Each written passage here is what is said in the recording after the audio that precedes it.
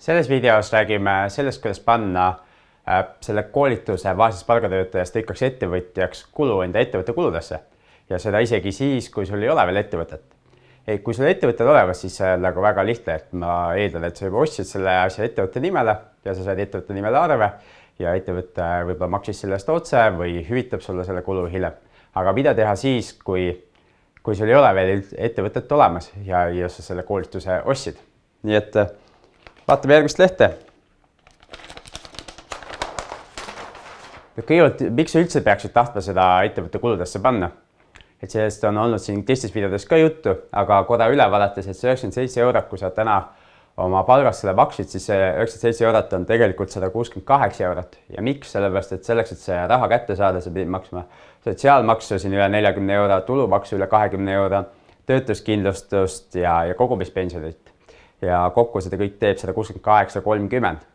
Nüüd, kui sa paned selle ettevõtte kuludesse, siis see ongi 97 eurot ja nii ongi. Ja kui sul ettevõte juba oli olemas ja see oli käibemaksu koosleda, siis sa saad sellest 97-st veel käibemaksu ka tagasi.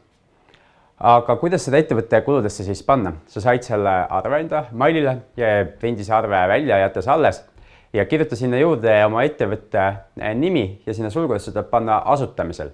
Ja kui sul on veel mingeid muid kulusid enne ettevõtte registrisse kandmist, siis samamoodi nende dokumentide peale kirjutada ettevõtte nime ja asutamisel. Ja loomulikult sa võid selle nime sinna kirjutada siis, kui sul on see nimi lõplikult teada ja ettevõtte asutatud. Ja sa teed ettevõttele kohe alguses siis kuluaruande või lased oma raamatupidaja ajal selle kokku panna. Ja siis ettevõte kannab selle enda kuludesse ja jääb sulle selle summa võlgu. Nüüd ettevõte peab selle raha kusagilt teenima ja siis ta saab reaalselt selle sulle üle kanda. Ja seal ei teki mingisugust maksustamist, sest ta hüvitab sulle varem tehtud kulutused. Ja samuti äriregistris, kui sa vaatad seda videot, kuidas 15 minutiga ettevõtet asutada, siis seal ma mainin ka ära, on üks koht, kuhu siis tuleks eeldatav asutamise summa panna, aga see on lihtsalt eeldatav, see ei tähenda suurt midagi.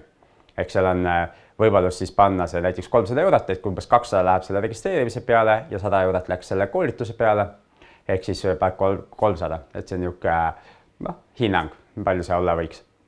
Nii et ma loodan, et sellest on sulle kasu, et sa saad selle koolituse panna oma tulevase või olemasoleva ettevõtte kuludesse ja seeläbi siis juba oluliselt säästa.